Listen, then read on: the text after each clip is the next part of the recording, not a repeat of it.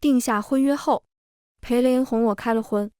第二日，我忍着疼去找他时，却见他将我的贴身衣物扔到父亲面前。我不会娶这种不知检点的女人，我可以不退婚，将庶女抬成嫡女，待嫁便可。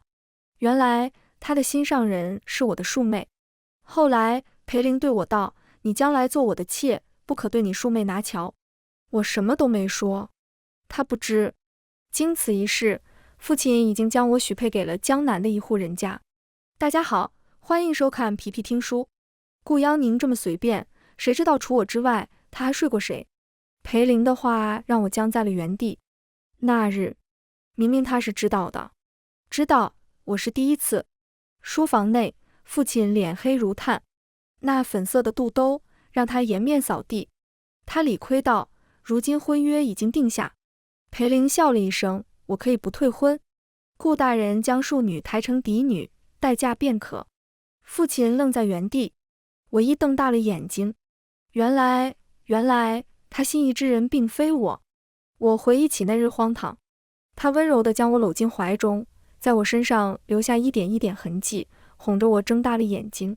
他道：“宁宁，我真是太高兴了。”原来他高兴的不是得到了我，而是计谋得逞，可以与心上人顾微微终成眷属。裴林继续道：“微微蕙质兰心，不比顾央宁更适合做这个嫡女。”父亲沉默片刻后点头道：“好，我答应你。”我心坠入了谷底。春光正好，我却脚底生寒。我咬着下唇，用尽全力克制着颤抖，仓皇地逃离了这里。裴林的话一字一句如同凌迟一般，将我的尊严全部粉碎。我忘了眼屋顶的衡量，思索着要不要就此了结。可我无颜去见娘亲，我缩在衣柜里哭了很久。我想不明白，我与裴林也算青梅竹马，相识多年。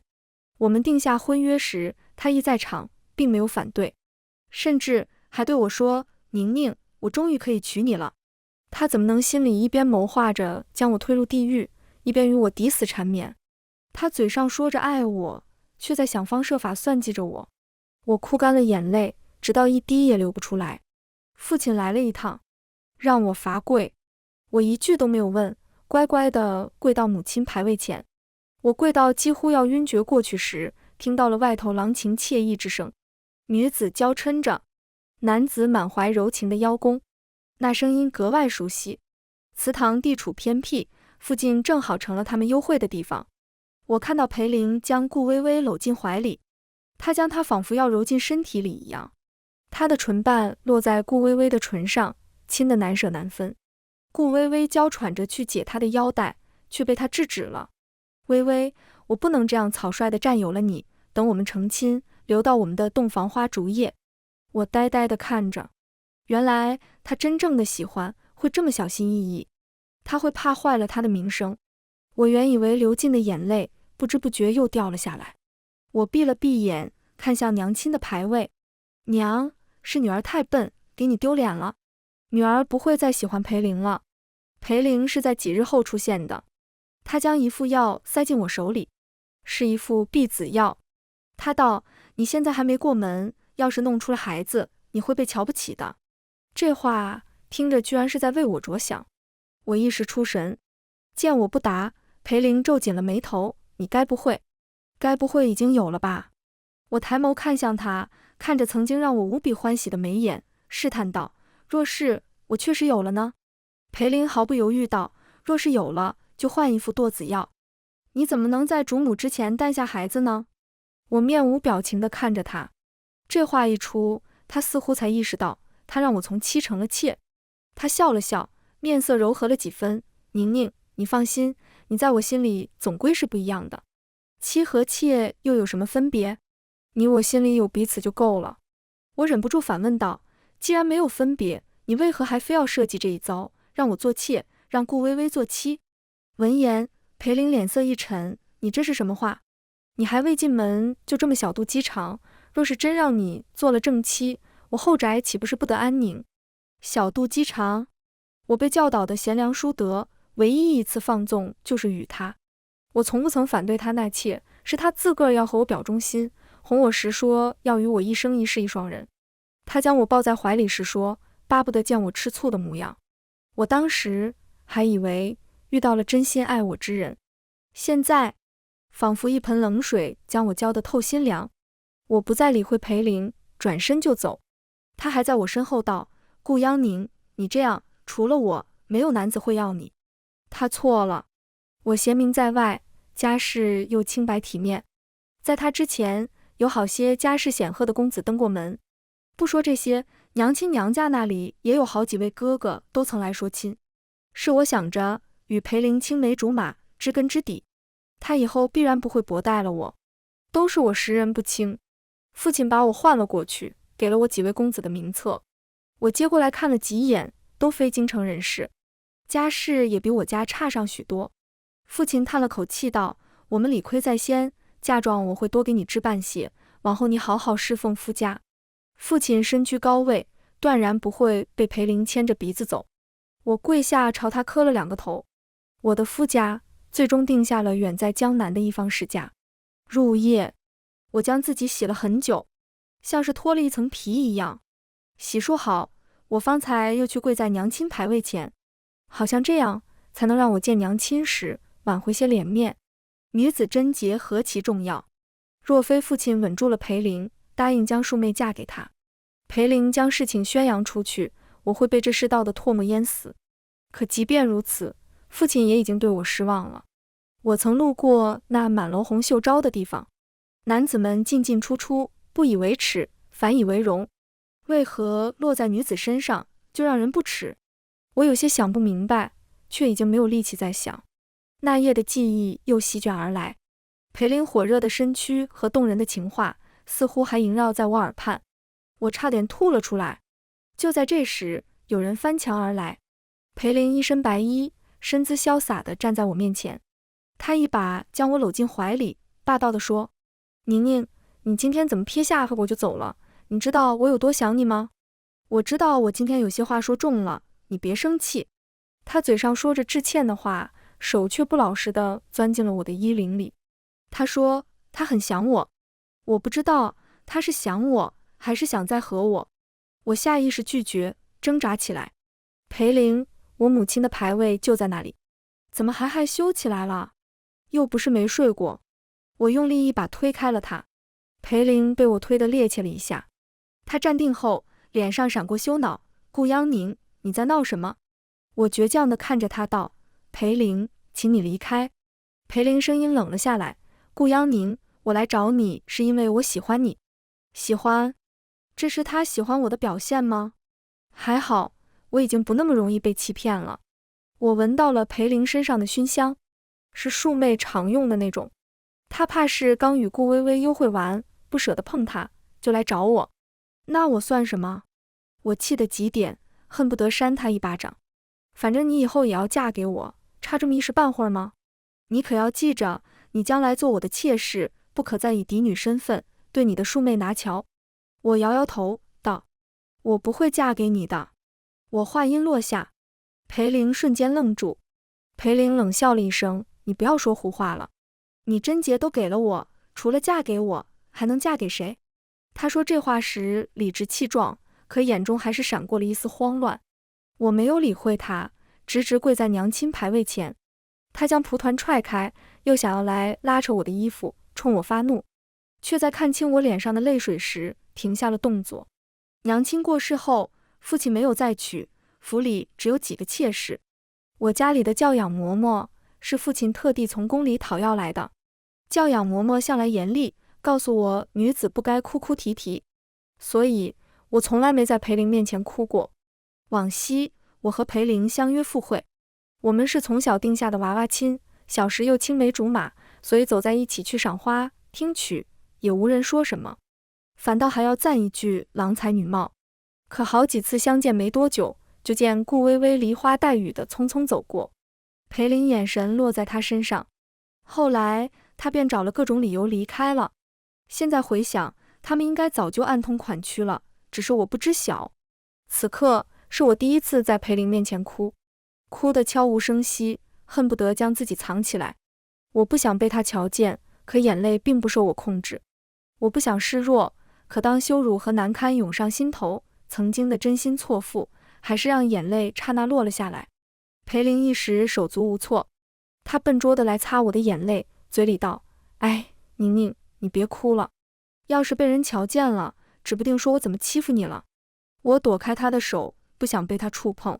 她还想继续哄我，却突然听到外头有人唤了声裴公子，那是顾薇薇身边的丫鬟，定是顾薇薇让她来找裴玲了。裴玲收回手，毫不犹豫地转身离开。走出祠堂门时，才想起我似的，回头补了一句：“宁宁，你今日情绪不好，太冲动了。我先走了，你自己冷静冷静。”她离开后不久，我身边的丫鬟便来同我汇报了她的行踪。顾薇薇知晓裴玲来找我泄火，心里头有了危机感，便以头疼为由，又把人喊了回去。此刻，裴玲正守在顾薇薇床前陪她入睡。丫鬟汇报的事无巨细，连给裴玲守门的下人是谁都说得一清二楚。宫里来的教养嬷嬷教了我很多，但我信任裴玲，以为我们情谊甚笃。我也联系顾薇薇，同是姐妹，何必操戈？所以从来没把后宅手段用到他们身上。但他们现在做到这个地步，我在出嫁前定然要送他们一份大礼。我要嫁的那户姓袁的人家送了信来，说袁家那位嫡次子都来了京城，婚约虽是父母之命，媒妁之言，可盲婚哑嫁终是不妥。是这个理，京城好些人家相看，都会让姑娘家躲在帘子后考察男子。父亲安排了我和那位袁公子在赏花宴上相见，丫鬟为我洗漱打扮，苍白的唇色被染上了嫣红的口脂。出门时，我与顾薇薇狭路相逢，她往日那伏低作小的样子已经不见了。她上上下下打量着我，开口道：“姐姐，你穿成这样不好吧？你都已经没了清白，怎么好意思盛装打扮？”她话音刚落，我身边的丫鬟就使了个眼色，下人将院门关了起来。顾薇薇身边的2个丫鬟被按在地上，堵住了嘴。顾央宁，你干什么？我瞧了她一眼，没有作答。她的丫鬟很快就被拖了下去。你连丫鬟都容不下，难不成是嫉妒他们和你不一样？他们贞洁还在，你这么恶毒，不怕我告诉父亲，告诉阿林哥哥吗？我冷冷地看了他一眼，害了他的是你的口无遮拦，我只是在维护家族名声。说罢，我扬长而去，留下顾薇薇在身后气得跺脚。我的反击才刚刚开始。很快，我到了宴席现场。宴过3巡，我还没见到那位袁公子，先见到了一位不速之客。裴玲站在我面前，沉着脸道：“和薇薇道歉，我们上次相见还在1个月前。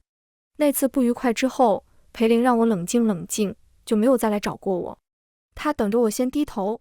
之前每次有些摩擦和争执，我都没有生气过。就算她之前为了顾薇薇找了理由，将我留在半途，我从不曾对她红过脸。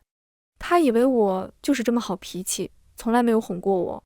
我后来听丫鬟说过几次她和顾薇薇相处时的模样，她总是顾及着她的心情，连说话声都比和我在一起时温柔些。喜欢与不喜欢总是不一样的。裴玲见我一时不答，脸色更加难看。她将我一顿数落：“你现在这样，还敢给薇薇脸色看？看来我给你的教训还不够，让你还不知道怎么尊重薇薇。”顾薇薇躲在裴玲身后，得意地看着我。我正想反驳，突然有一男声从身后传来：“京城真是大城市啊，无奇不有，还能瞧见要给别家未出阁姑娘教训的。”裴玲看着来人，恼怒道：“你是什么人？我和我未过门的妾室说话，关你什么事？”来人是个白衣公子，我眼尖地看到了他的腰间的袁家家徽纹样的玉佩，他居然就是那位袁家公子袁安树。听了裴玲的话，他挑了挑眉：“你的妾室？”裴玲抬了抬下巴，倨傲道：“正是。”袁安树笑了起来：“正妻主母讲究3书6礼，婚约之言，倒是没听过，妾室也有未过门这个说法。”袁安树拉长了音调，有不少人朝这里看了过来。顾薇薇慌张地拉了拉裴玲的衣角，他们的诡计本就见不得光，若被人提前知道了，我家也不用为了保全脸面受裴玲威胁了。裴玲无法反驳，哑口无言。他走前瞪了我一眼。顾央宁，我们什么关系？你自个儿知道，别给脸不要脸。他走后，我看向袁安树，心里有些忐忑。他朝我拱手行了个礼，唤了声顾姑娘。江南士族以风雅著称，他也不遑多让，风姿俊逸，是难得的美男子。接下来的时间，他与我一同游览赏花。他见识不凡，与我说起那些名贵的花来，头头是道。可我心里头藏着事情，有些心不在焉。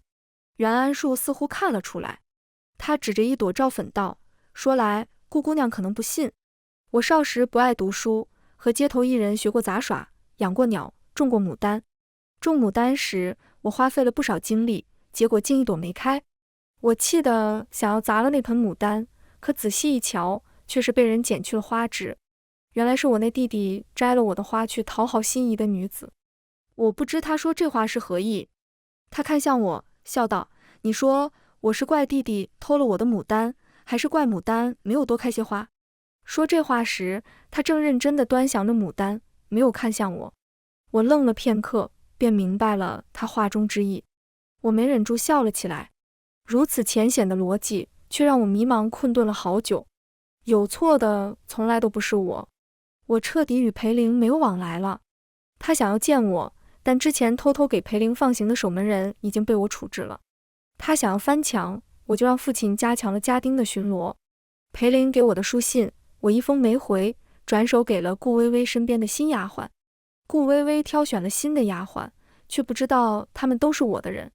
顾薇薇看了那些书信，初时她还沉得住气，毕竟那上面都是裴玲威胁我的话，要我和她私会，否则她就惩罚我。后来裴玲一直见不到我，虽还在威胁我，但言辞之间透露出的想念藏不住。她让下人来传话：顾姑娘，我家少爷说他都已经做到这个地步了，低声下气成这样了，问你还要赌气到什么时候？我关上了大门。1日夜半，顾薇薇终于忍不住，偷偷摸摸溜出了门。接近清晨，她才姗姗回来，眼角带着被滋润过的慵懒和得意。我看到了和我汇报这件事的下人眼中闪过的鄙夷。计划一切按照我的想法进行着，我却高兴不起来。顾薇薇的今日何曾不是我的曾经？区别只是裴玲喜欢她，不喜欢我罢了。翌日，顾薇薇就到我面前耀武扬威，她故意给我看她锁骨上暧昧的痕迹。她抚摸着肚子道：阿林哥哥说，我若有了，就生下来，他会尽快娶我过门，这可是我们的嫡长子。裴玲似乎得到了满足，不再有空频繁地给我写信。他给我的最后一封信上只有一句话：顾央宁，你别后悔。我没来得及后悔，就被袁安树约去游湖了。不是寻常的游湖，他不是普通的循规蹈矩的刻板男子，认为女子不可抛头露面。他带着我去钓鱼，去捞大湖里的鱼虾。他说京城的鱼和虾比江南的都要大，江南的还没长大多少就被人捞起来吃了，但京城的鱼和虾没有江南的鲜美。他状似不经意又理所当然道：等你到了江南，我带你去吃。说完他又补了一句：你若是喜欢，就天天吃。他说这话时神情寻常，和之前一样游刃有余，可我还是看到了他的手指紧张地轻轻颤抖了一下。我笑了起来，故意没有说话。过了一会儿才应了一声：好，你要说话算话啊。袁安树转头看向我，眼眸明亮如朝阳，又如星辰。婚期就定在2个月后，虽然匆忙了些，但都赶得上。好些东西早就准备好了，不过当时是为了嫁给裴玲，但红盖头我准备重新绣一个。我去采买了新的红线、金线，还有上好的珍珠、玉髓。这是藏不住，很快就传进了裴玲耳朵里。我又一次采买东西时，她气势汹汹地赶了过来。裴玲刚想开口质问我，就看到了我手上的红布。妾室用不得红。她嗤笑了一声，高高在上地道：顾央宁，你表面这么硬气，见都不见我，背地里却这么着急准备嫁给我。但你似乎搞错颜色了，你这样微微会不开心的。我心底叹了口气，不知道该不该现在就对他摊牌。我和袁安树的庚帖已经换过了，袁家的聘礼也已经来了大半，成箱的名贵之物，如今就停在我的院子里。袁安树回了江南备婚，只等黄道吉日那天来迎娶我。见我不答，裴玲似乎误会了我的意思，她以为我执意要穿红，苦恼道：“你就非要戴这个红盖头？罢了，就依你吧，我们关起门来再偷偷办一次婚礼。”她一副无奈又宠溺的样子，让我倒足了胃口。宁宁，我对你够好了吧？可就在这时，顾薇薇出现了，也就一眨眼的功夫，她的眼眶就红了。阿林哥哥，你不是说我才是你的正妻吗？我的小娘做了一辈子的妾室，不像姐姐的娘，一辈子都是正妻，死了也是父亲最爱的女人。裴玲连忙解释，她熟练的一把将她搂入怀中，她只是给我一个仪式，并不是真的要娶我。顾薇薇确认道：“真的吗？你没有骗我？”裴玲连连道：“真的，真的，我何时骗过你？你要是不高兴，我就不和顾央宁办一个仪式了，正好让他认清自己的身份。妾室就是妾室。”我看到顾薇薇眼中闪过得意，挑衅地看向我，我却只觉得悲凉。她用尽手段，只是为了得到裴玲的宠爱，而裴玲自始至终都在享受着一切。看着两个血脉相连的女子为他反目成仇，扯起头花，我不想再看，抬步离开，却被裴玲拦住了去路。顾央宁，你不和薇薇说些什么吗？我有些摸不着头脑，说什么？裴玲有些恨铁不成钢，你将来是我的妾室，薇薇是主母，也是你的主子，你不为你的逾矩认个错吗？要不是你非要穿红，我又怎么会答应你无理的要求，让薇薇这么难过呢？你现在就这么嚣张跋扈，以后还怎么做我的妾室？我再也忍不下去了，冷笑道：“裴玲，我不会给你做妾。”裴玲愣了愣，她完全不信道：“你在说什么胡话？除了我，你还能嫁给谁？”我叹了口气，似乎要把婚书对到裴玲面前，裴玲才会信。再和她多言，只是浪费口舌。可就在我离开之时，裴玲一把推开顾薇薇，过来抓住了我的手腕。我身边的丫鬟要上前，却被裴玲一脚踹开。你要去哪里？错还没认就想走。我挣扎之时，有人直接朝裴玲面门打了一拳。本该在江南的袁安树出现在我身边，裴玲一下认出了他，是上次那个让他吃了瘪的男人。他怒吼道：“滚！关你什么事？”袁安树挡在我身前，道：“顾姑娘是我未过门的妻子，你说这关我什么事？”他字字清晰，射入裴玲耳中。顷刻，裴玲呆在了原地。裴玲看向我，想要和我确认，却见我看都懒得看他，只关心袁安树的手有没有打疼。裴玲的脸一下白了，这是怎么回事？顾央宁，你说好了嫁给我的，你怎么能出尔反尔？他竟还能把屎盆子扣到我头上。我道：出尔反尔的人不是你吗？约好了结为夫妻，你却为了娶顾薇薇，设计了我。我真是看错了你。裴玲抿了抿唇道：你话别说那么难听好吗？不过是一个称呼，我一样娶了你啊。说到这里，他似乎想到什么，他看向袁安树道：你当真要娶顾央宁？你可知他早就和我……裴玲话音未落，脸上又挨了一拳。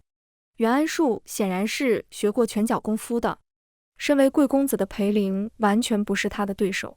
你敢再侮辱我未婚妻的名声，就别怪我手下不留情了。裴玲倒在地上，顾薇薇赶忙过去搀扶她。我与袁安树并肩离开，就在走过门槛之时，裴玲开口道：顾央宁，是你背叛了我。我为自己之前对他的喜欢感到羞耻。此番袁安树是提前来的，他迫不及待来到京城，下榻在最好的酒楼，就等几日后与我成亲。出嫁前最后的日子里，安宁又祥和，裴玲好像彻底消失了一样，也不来找顾薇薇了。顾薇薇几次路过我的院子，眼中都闪过怨毒的冷光。她似乎觉得是那天我给裴玲的打击太大了，她写给裴玲的信都石沉大海。可她误会了，裴玲不出现是自顾不暇了。我成亲那日，一直不露面的裴玲也站在了人群里，她一瞬不瞬地盯着我。明明天气已经完全温暖了起来，他却穿得严严实实。他想要进来，却被袁家的下人拦住了。他说他是裴家的少爷，可袁家的下人只认请柬。推搡之际，裴玲的衣袖被扯破了，露出了身上斑斑点点的红色印记，像梅花一样。这就是我送给他的大礼。他哄骗我开荤那回，完全不像第一次做这种事情的样子。我派人调查后得知，他也是花楼常客。他往日和我说，他的那些朋友才去，他从来不去，偶尔去了，也只是在那里喝酒。事实并非这样。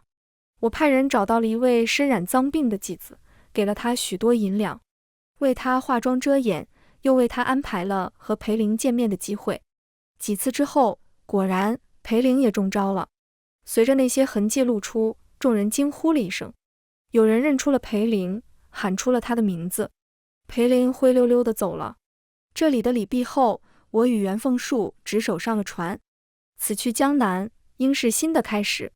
江水悠悠，倒映着我的影子。小桥流水，烟雨朦胧。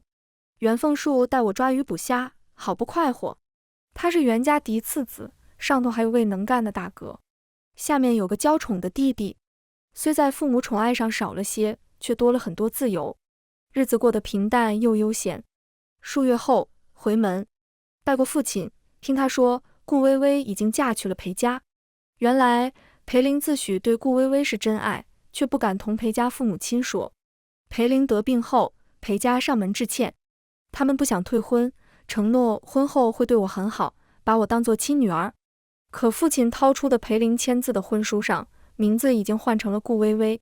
旧的那2份婚书，我家这份当然早就毁了。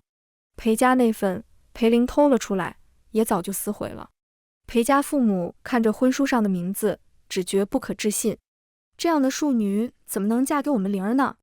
可就算是庶女，也不想嫁给得了脏病的男子啊。顾薇薇哭着跪在父亲书房外，求他想办法，但这是他自己谋划来的婚事啊。裴家父母回去后，又给裴玲相看了很多女子，奈何我成亲那日来的人很多，得知裴玲这事的人也很多，相来相去没有满意的。相比之下，顾薇薇居然是里头家世最好的。裴家父母便想认下这门亲事，但他们觉得我家理亏，顾薇薇的嫁妆应该多些。父亲没有理会，顾薇薇过继到我娘亲名下，成为嫡女的事情也不了了之。顾薇薇和裴玲的婚礼，很多人都是带着看笑话的心情去的。裴家少爷自己把嫡女换成了庶女，自己又得了那样的病。